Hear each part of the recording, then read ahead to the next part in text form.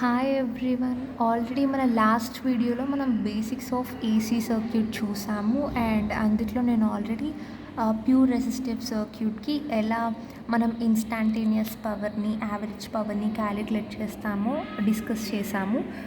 But ఈ వీడియోలో సపరేట్గా అలాంగ్ విత్ ఫేజర్ డయాగ్రామ్ ఎలా క్యాలిక్యులేట్ చేస్తాము అనేది చూద్దాం. Like about pure resistive circuit మొత్తం తెలుసుకుందాం. సో ఇప్పుడు ఈ ప్యూర్ రెసిస్టెన్స్ ఏసీ సర్క్యూట్కి వచ్చినట్లయితే ఇప్పుడు ఇలా ఉంటుందన్నమాట మన సర్క్యూట్ డయాగ్రామ్. ఇక్కడ ఈ సింబల్ దేనికి రిప్రజెంట్ చేస్తుందంటే ఇలా ఉంది కదా, దిస్ మీన్స్ ఆల్టర్నేటింగ్ కరెంట్ అన్నట్లు. అంటే ఆల్టర్నేటింగ్ కరెంట్ అంటే నీకు లైక్ వేవ్ ఫామ్లో అట్లా ఆల్టర్ అవుతూ వస్తుంది కదా.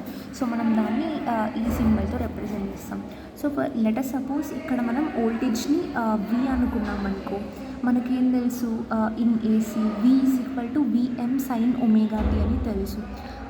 నార్మల్గా ఇప్పుడు ఈ సర్క్యూట్లో కరెంట్ ఫ్లోయింగ్ ఐ అనుకున్నాం అనుకో, మనకేం తెలుసు V is equal to IR, అంటే I is equal to V by R అనే కదా.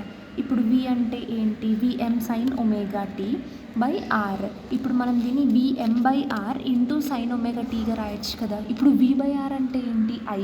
అట్లాగే విఎం బై ఆర్ అంటే నువ్వేం తీసుకోవచ్చు, ఐఎంగా తీసుకోవచ్చు కదా.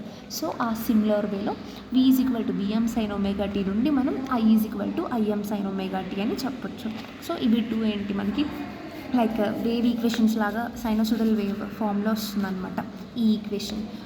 This is equation for voltage and ఇది ఈక్వేషన్ ఫర్ కరెంట్. ఇవి రెండు స్టాండర్డ్, ఇంకా ఇంపార్టెంట్ కూడా. V is equal to VM sine omega T, I is equal to IM sine omega T. ఇక్కడ వరకు క్లారిటీ వచ్చిందా? ఇప్పుడు మనకి పవర్ అంటే ఏమని తెలుసు, వి స్క్వేర్ బై ఆర్ అని తెలుసు. ఇన్స్టాంటేనియస్ పవర్ అంటే ఆ పర్టికులర్ ఇన్స్టాంట్లో, అంటే ఆ పర్టికులర్ టైం ఇంటర్వెల్లో పవర్ ఎంత అన్నట్టు. ఇప్పుడు మనకి P instantaneous power V square by R అనుకుందాం. ఇప్పుడు మనకి ఇక్కడ వి అంటే ఏంటి, విఎం సైన్ ఒమేగా టీ కదా. సో వి స్క్వేర్ అంటే VM square sine square omega T by R. కాబట్టి P instantaneous, that is instantaneous power is equal to VM square sine square omega T by R. ఇప్పుడు నీకు power at a particular instant అని అడిగారనుకో, ఆ particular టైంలో మనం calculate చేస్తామన్నమాట. ఇంకా మనకి ఇది కూడా తెలుసు కదా, theta is equal to omega T అని చెప్పి. సో ఇక్కడ ఒమేగా టీ అంటే టీటా. ఇప్పుడు మనం యావరేజ్ పవర్ ఎలా క్యాలిక్యులేట్ చేయాలి అనేది చూద్దాం. ఆల్రెడీ లాస్ట్ వీడియోలో దీని డెరివేషన్ కూడా ఇచ్చాను. బట్ దీంట్లో మనం మళ్ళీ స్పెషల్గా ఏసీ రెసిస్టెన్స్ గురించి డిస్కస్ చేస్తున్నాం కాబట్టి లైక్ రెసిస్టివ్ సర్క్యూట్ గురించి మళ్ళీ చూద్దాం. మనకి యావరేజ్ పవర్ అంటే మనం ఎట్లా చెప్తామంటే area of full cycle by base length of full cycle అని చెప్పి చెప్తాం. Area of full cycle by base length of full cycle అని. ఇప్పుడు లాస్ట్ వీడియోలో ఆల్రెడీ మనం వీకి, ఐకి, పీకి గ్రాఫ్స్ గీసామన్నమాట. నేను ఇక్కడ బ్రీఫ్గా చెప్తాను. సో మనకి వీకి గ్రాఫ్ గీస్తే ఇలా వచ్చింది, ఐకి గ్రాఫ్ గీస్తే ఇలా వచ్చింది, అదే పవర్కి గ్రాఫ్ గీస్తే ఇట్లా పాజిటివ్ వచ్చింది. ఫ్రమ్ 0 to 2π, 0 to 2π, ఇక్కడ కూడా 0 to 2π ఇంటర్వెల్లో అనమాట. అంటే ఒక ఏరియా ఆఫ్ ఫుల్ సైకిల్ ఎంత ఉంది అంటే ఇప్పుడు మనకి P is equal to V square by R కదా. ఇక్కడ మనం ఇన్వాల్వ్ అయిన ఎలిమెంట్స్ ఉంటాయి కదా, లైక్ వి కానీ ఐ కానీ, వాటికి కన్సిడర్ చేస్తామన్నమాట. అంటే ఒక సైకిల్ లాగా. సో అది ఒక సైకిల్ అంటే ఏ ఇంటర్వెల్ నుండి ఏ ఇంటర్వెల్ వరకు ఉంది, 0 to 2π ఉంది కదా. సో మనం ఇంటిగ్రేట్ చేసేటప్పుడు ఆ లిమిట్స్ కూడా 0 to 2π వేస్తాం. ఇంకా బేస్ లెంత్ అన్నా సరే మనకి ఏంటి, ఎక్కడి నుండి ఎక్కడి వరకు ఉంది ఒక సైకిల్, 0 to 2π మధ్యలోనే కదా. అప్పుడు నీకు బేస్ లెంత్ కూడా ఏమవుతుంది, 2π అవుతుంది. So area of full cycle అంటే యూ విల్ ఇంటిగ్రేట్. ఏరియా అంటే నార్మల్గా మనం ఇంటిగ్రేషన్ ఎందుకు చేస్తామని మీకు ఇక్కడ ఒక డౌట్ రావచ్చు. సో ఇప్పుడు మనం చూసామనుకో, ఇది మనకి వేవ్ ఫామ్లో అంటే ఇలాగుంది. అంటే నువ్వు ఇప్పుడు ఈ పార్ట్కి డైరెక్ట్గా ఏరియా కనుక్కోలేవు కదా. ఎందుకు, ఒక్కొక్క ఇన్స్టాంట్లో ఇప్పుడు నువ్వు ఈ ఇన్స్టాంట్లో చూసావు అనుకో, ఇక్కడ ఒక ఏరియా, ఈ ఇన్స్టాంట్లో చూస్తే ఇంకొకలాగా, అంటే ఒక్కొక్క ఇన్స్టాంట్కి మారుతూ వస్తుంది. అలా మారుతూ వచ్చినప్పుడు ఏంటి, మనం ఇంటిగ్రేషన్ యూస్ చేస్తాం. ఇంటిగ్రేషన్ యూస్ చేస్తే ఆ ప్రతి ఇన్స్టాంట్ దగ్గర మనం కనుక్కోవచ్చు. కాబట్టి ఇంటిగ్రేషన్ బై యూజింగ్ లిమిట్స్. ఇప్పుడు ఈ 2π ఎందుకు వచ్చిందో మీకు క్లారిటీ వచ్చిందని అనుకుంటున్నాను. Since it is area of full cycle కాబట్టి పీ ఇన్స్టాంటేనియస్ అంటే మనం VM square sine square omega T by ఆర్గా తీసుకున్నాం కదా, అట్లనే యావరేజ్ పవర్కి కూడా V square by R. So VM square M square sine square omega T by R by base length of full cycle తీసుకుంటాం కాబట్టి 1/2π. ఇప్పుడు నువ్వు with respect to a term తోటి అయితే డిఫరెన్షియేషన్ చేస్తున్నావో అదే ఇక్కడ వాడతాం. అంటే ఫర్ ఎగ్జాంపుల్ నువ్వు సైన్ ఎక్స్కి డిఫరెన్షియేషన్ చేసావు అనుకో, పక్కన ఏం వాడతావు, sine X into D of X కదా. అట్లాగా ఇక్కడ ఎక్స్ ప్లస్లో ఏముంది, జస్ట్ ఒమేగా టీ తీసుకున్నాం.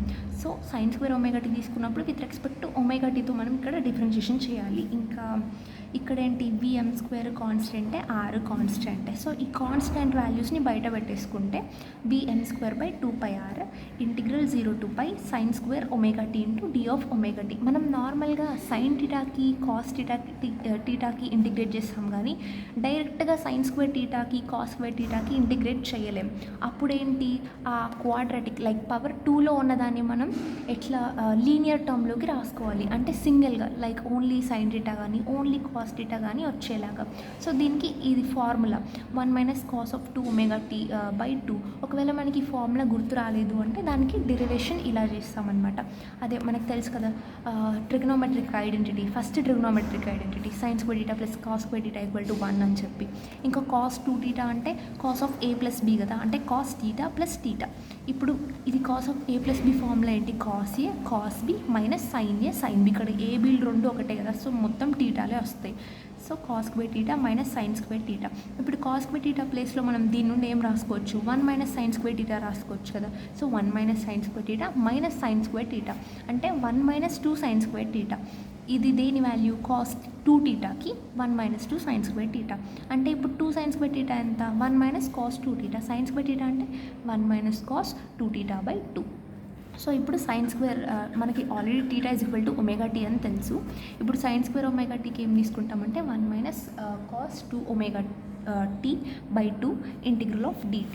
ఇప్పుడు ఈ 2 కూడా కాన్స్టెంట్ కాబట్టి బయటికి వచ్చేస్తే VM square by 4πr integral 0 to 2π 1 - cos of 2ωt into D of omega T. ఇప్పుడు దీనికి సపరేట్గా integration. So 1 into integral of 1 into D omega T minus integral of cos 2ω2 into D of omega T. ఇప్పుడు ఇదేంటి, VM square by 4πr integral of D X అని ఉందనుకో, దాని integration ఏంటి, X కదా. ఇప్పుడు నీకు ఎక్స్ ప్లస్లో ఏముంది, ఇక్కడ డి ఆఫ్ ఒమేగా టీ ఉంది, అంటే ఎక్స్ ప్లస్లో ఒమేగా టీ ఉంది. అంటే ఇప్పుడు నీకు రావాల్సింది ఏంటి, ఒమేగా టీయే కదా. So omega T from 0 to 2π minus integral of cos theta అంటే ఏంటి, సైన్ టీటా. ఇక్కడ టీటా ప్లస్లో ఒమేగా టీ ఉంది. సో మళ్ళీ మనం దీనికి ఇన్నర్ డిఫరెన్షియేషన్ చేస్తే /2 కింద వస్తుంది. ఇంటిగ్రేషన్లో /2 అంటే డినామినేటర్లో వస్తుంది ఇన్నర్ డెరివేటివ్. డిఫరెన్షియేషన్లో ఏంటి, పక్కనే వస్తుంది. ఈ డిఫరెన్స్ ఆల్రెడీ అందరికీ తెలిసే ఉంటుంది. సో ఇది ఇంటిగ్రేషన్ కాబట్టి ఇన్నర్ డెరివేటివ్ మనం కింద వస్తుంది. ఇప్పుడు సైన్ 2ωt/2 మళ్ళీ 0 to 2π. ఇప్పుడు మనకి ఒమేగా టీ అంటే టీటా అని తెలుసు. So theta from 0 to 2π minus sine of 2θ/2 from 0 to 2π.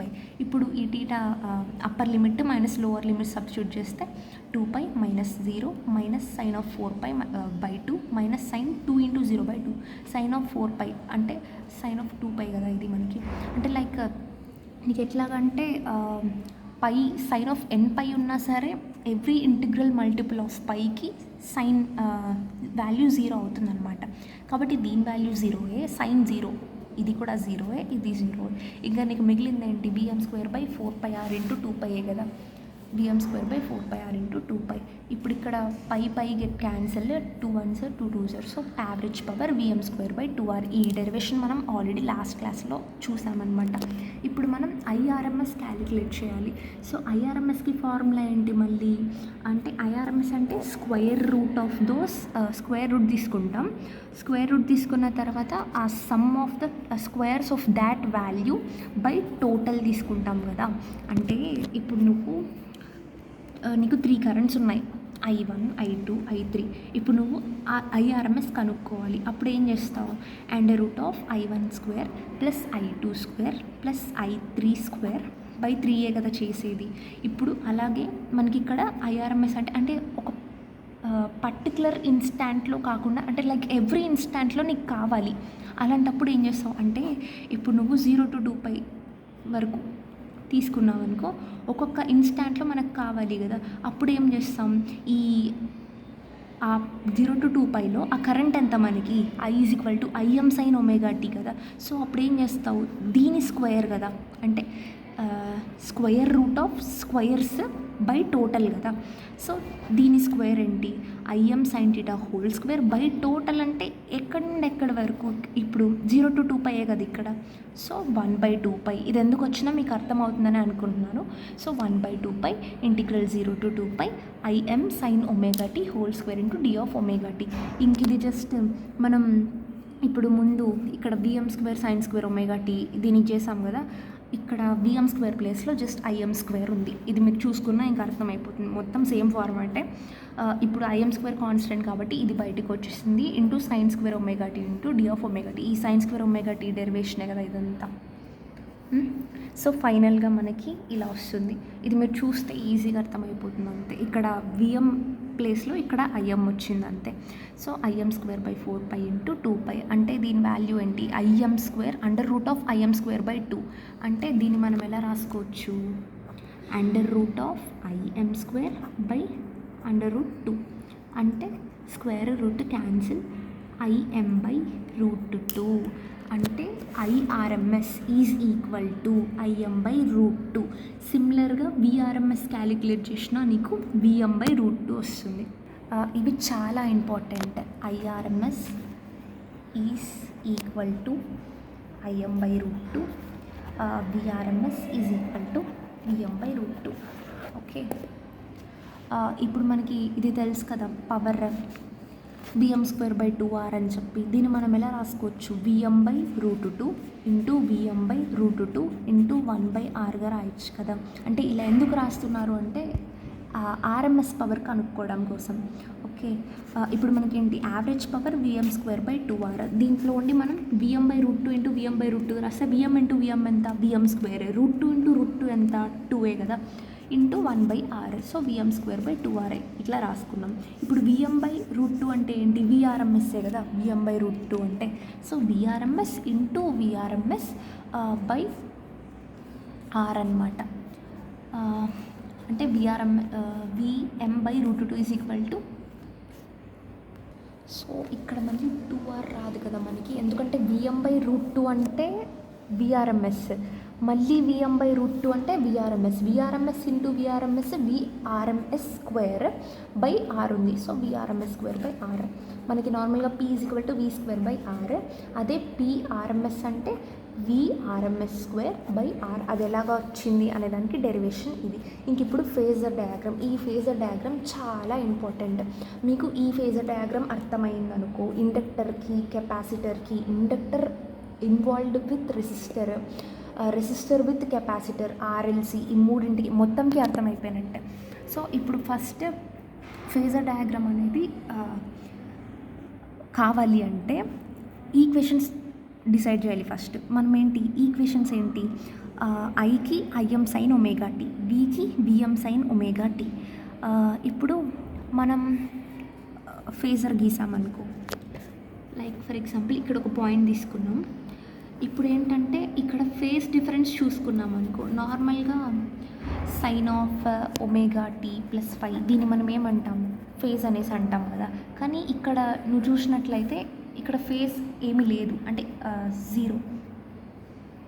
రెండింటికి ఫేజ్ డిఫరెన్స్ ఏమీ లేదు చూడు, రెండు సిమిలర్గానే ఉన్నాయి కదా మనకి. కాబట్టి రెండు ఇన్ ఫేజ్లో ఉన్నాయి అని మనం చెప్తాం. అంటే ఇప్పుడు ఏదైనా ఒకదాన్ని నువ్వు రెఫరెన్స్గా తీసుకో. ఫర్ ఎగ్జాంపుల్ నువ్వు ఇక్కడ కరెంట్ని రెఫరెన్స్గా తీసుకున్నావు అనుకో, లైక్ ఆర్ఎల్స్ వోల్టేజ్ని రెఫరెన్స్గా తీసుకున్నావు అనుకో, అంటే ఏదో ఒక దాన్ని స్టాండర్డ్గా ఒక ప్లేస్లో ఫిక్స్ చేయడం అనమాట. ఇప్పుడు నువ్వు Vm sin ωtని ఒక ప్లేస్లో ఫిక్స్ చేసావు అనుకో, ఇప్పుడేంటి ఈ I is equal to Im sin ωt అనేది కూడా మనకి అక్కడే ఉంది కదా, అంటే ఇన్ ఫేజే ఉంది, అంటే దాటి వెళ్ళట్లేదు కదా అని చెప్పి దాని మీనింగ్. అంటే ఇప్పుడు ఫర్ ఎగ్జాంపుల్ నీకు I is equal to Im sin ωt, ఇది నెక్స్ట్ చూస్తాం మనం, -π/2 తీసుకున్నాం అనుకో. ఇప్పుడు మనం వోల్టేజ్ని కనుక రెఫరెన్స్గా కన్సిడర్ చేసామనుకో, అక్కడ voltage equation V is equal to Vm sin omega t అనుకో. ఇప్పుడేంటిది, ఇక్కడ ఫేస్ డిఫరెన్స్ ఏం లేదు, అంటే ఇది 0 డిగ్రీ వద్ద ఉంది. కానీ ఇక్కడ చూసినట్లయితే ఇది -π/2 ల్యాగ్ అవుతుంది, అంటే π/2 కిందికి వస్తుంది. ఏది, ఈ I అనేది. కానీ ఈ కేసులో నువ్వు చూసినట్లయితే ఇక్కడ ఫేస్ డిఫరెన్స్ ఏమీ లేదు, అంటే రెండు సేమ్ ఫేజ్లోనే ఉన్నాయి, అంటే రెండు ఒకే లైన్లోనే రావాలి అని అర్థం. ఇప్పుడు మీకు అర్థమైంది అనుకుంటా ఈ ఫేజర్ డయాగ్రామ్ ఎలా వచ్చిందో. ఇది Vకి, ఇది Iకి. ఎప్పుడు కూడా మనం V ఎక్కువ తీసుకుంటాం, I తక్కువ ఉన్నట్లే రిప్రజెంట్ చేస్తాం. అంటే ఎట్లా చేసినా తప్పు లేదు, కానీ మోస్ట్ ఆఫ్ ద కేసెస్లో ఇట్లానే తీసుకుంటాం. ఇట్లా తీసుకోవడం బెనిఫిషియల్ అనమాట. ఎందుకు అంటే నేను ఆల్రెడీ లాస్ట్ వీడియోలో చెప్పాను, మళ్ళీ చెప్తున్నాను. అంటే లైక్ నీకు ఇప్పుడు మనకి ఏసీ మోటార్స్ ఉన్నాయనుకో, అందులో ఏంటంటే వోల్టేజ్ ఎక్కువ ఉండి కరెంట్ తక్కువ ఉందనుకో, ఎక్కువ ఎనర్జీ అనేది వేస్ట్ అవ్వకుండా ఉంటుంది. ప్లస్ ఆ మిషన్ మోటార్ ఉంటుంది కదా, అది ఎక్కువ హీట్ అయిపోకుండా ఉంటుందన్నమాట. అంటే లైక్ సేఫ్టీ కదా మనకి. సో దానివల్ల మనం ఎప్పుడు కూడా ఏసీ సర్క్యూట్స్లో మోస్ట్లీ వోల్టేజ్ని ఎక్కువ పెట్టుకొని కరెంట్ తక్కువ, అంటే వోల్టేజ్తో కంపేర్ చేస్తే తక్కువలో ఉండేటట్టే చూసుకుంటాం. కాబట్టి ఇక్కడ మనం ఫేజర్ గీసినప్పుడు కూడా V ఎక్కువగా, I తక్కువగా గీసాం. అర్థమైందా? Hope you have understood this video. Next వీడియోలో ఏంటంటే ఇప్పుడు మనం ప్యూర్ రెసిస్టెన్స్ ఏసీ సర్క్యూట్ చదివాం కదా, అలాగే ప్యూర్ ఇండక్టెన్స్ ఏసీ సర్క్యూట్ గురించి నేర్చుకుంటాం. అండ్ ఈ వీడియో గురించి ఏమైనా డౌట్స్ ఉంటే you can ask me in comment section. Thank you for watching and subscribe my channel for more videos only if you like the content.